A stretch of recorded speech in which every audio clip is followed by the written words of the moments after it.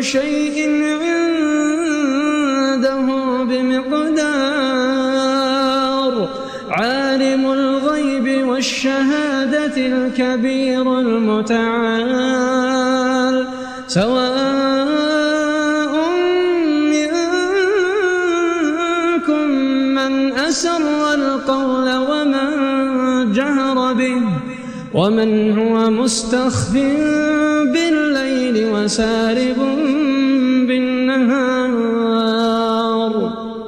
بسم الله الرحمن الرحيم. تبت يدا أبي لهب وتب ما أغنى عنه ماله وما كسب سيصلى نارا ذات لهب وامرأته حمالة الحطب في جيدها حبل من مسد. Jika meminta, mintalah kepada Allah Subhanahu wa taala. Jika kita menggantungkan permintaan, jika kita menggantungkan permohonan kepada makhluk, yang ada hanya kecewa, sakit hati, apalagi sampai dikhianati. Kenapa kita meminta dan mengharap makhluk, sementara dia sendiri pun mempunyai permintaan dan permohonan? Kita bisa berkeluh kesah, curhat kepada orang lain, tetapi kenapa kita tidak bisa berkeluh kesah di hadapan Allah Subhanahu wa taala? Orang yang kita pilih untuk mendengar keluh kesah kita, mungkin dia juga punya keluh kesah yang lebih dibandingkan apa yang kita jadikan sebagai bentuk keluh kesah.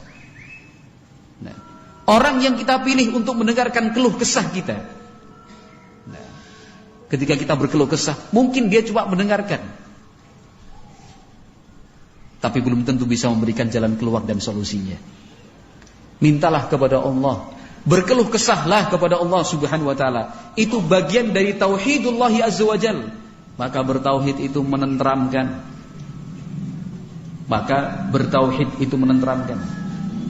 Nah, mintalah kepada Allah, zat yang semakin sering dan semakin banyak kita meminta, semakin cinta kepada kita. Kalau makhluk kita minta, semakin sering kita akan dibenci. Sidik-sidik jaluk maning. Aduh, uang kae. Kan itu. Tok. Assalamualaikum. Salam. Aduh, kowe maning. Iki arep mau ngurusi apa lagi orang ini? Iya kan? Apa ngutang maning apa ya? Kan itu. Makhluk begitu.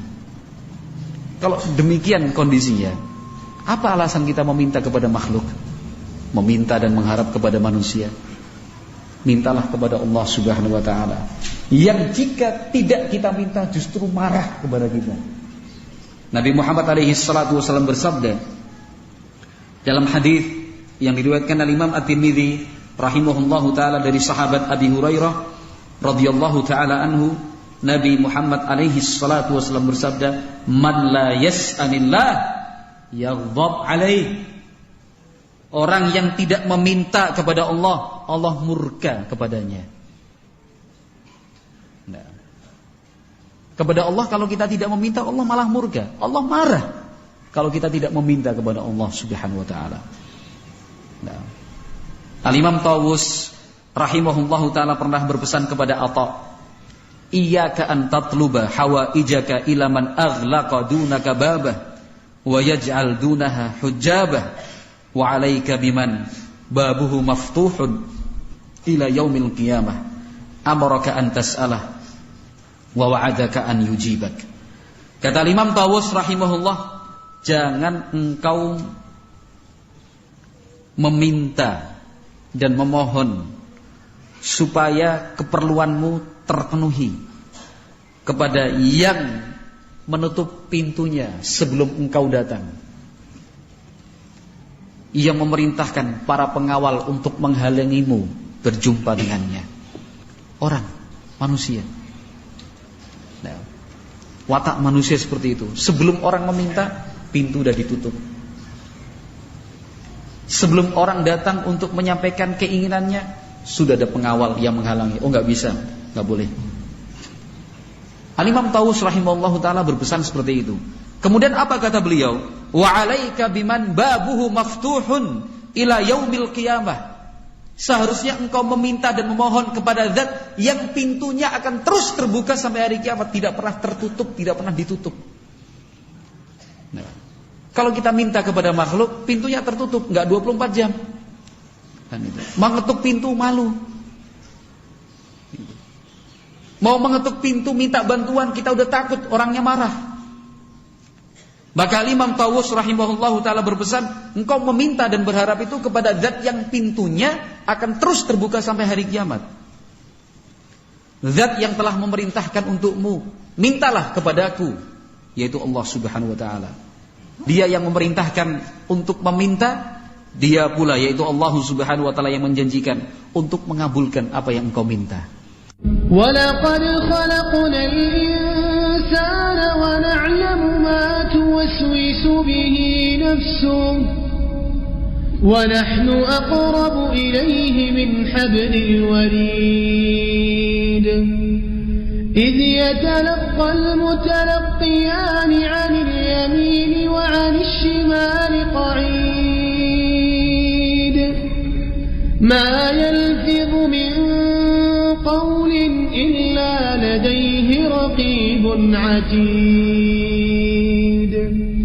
Dalam sabda Rasulullah sallallahu alaihi wasallam bahwa sebaik-baik wanita adalah yang ketika engkau melihat kepadanya dia akan menyenangkanmu, yakni membuat sang suami senang dengan sikap tawaddud, sikap yang menarik simpati sang suami, dengan ucapan yang baik, dengan penampilan yang bersih, penampilan yang indah,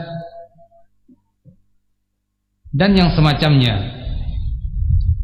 Kemudian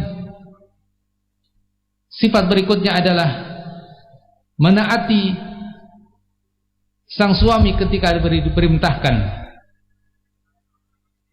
Demikian pula dia tidak menyelisihi sang suami pada dirinya dan hartanya, pada perkara-perkara yang membuat benci sang suami, yakni bahwa si istri tidak melakukan segala sesuatu yang mengakibatkan kebencian sang suami kepadanya.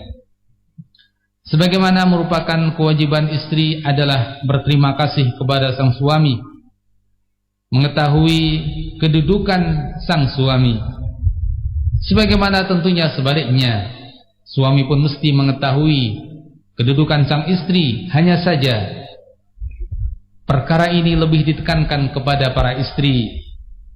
Ia mesti sangat mengetahui hak-hak suaminya dan kedudukannya, karena Rasulullah SAW telah mengisyaratkan dalam hadisnya, di mana beliau mengatakan, ra'aitukunna aktsara ahlin nar, aku melihat kalian wahai kaum wanita, kalian adalah penduduk neraka yang paling banyak.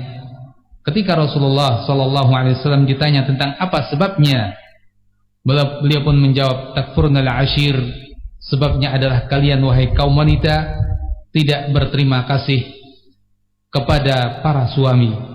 Di mana bila seseorang di antara suami kalian berbuat baik sepanjang tahun, lalu melihat pada sang suami suatu keburukan atau kekurangan, ia pun mengatakan, aku tidak pernah melihat pada dirimu kebaikan sama sekali. Bismillahirrahmanirrahim. Alhamdulillahi Rabbil Alamin, Ar-Rahmanir Rahim, Maliki Yawmiddin, Iyyaka na'budu wa iyyaka nasta'in, Ihdinas siratal mustaqim,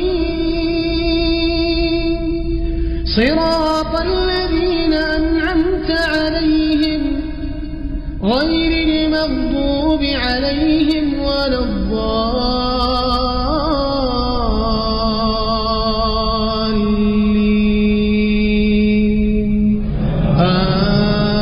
آمين.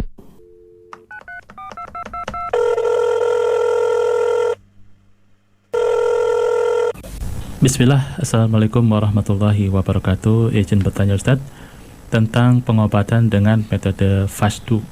Boleh tidak? Apakah termasuk pengobatan tibun nabawi? Jazakallahu khairan Ustaz atas penjelasannya. Nah, fasad disebutkan oleh Ibnu Qayyim rahimahullah dalam kitab beliau tentang pengobatan, tentang pengobatan Nabi.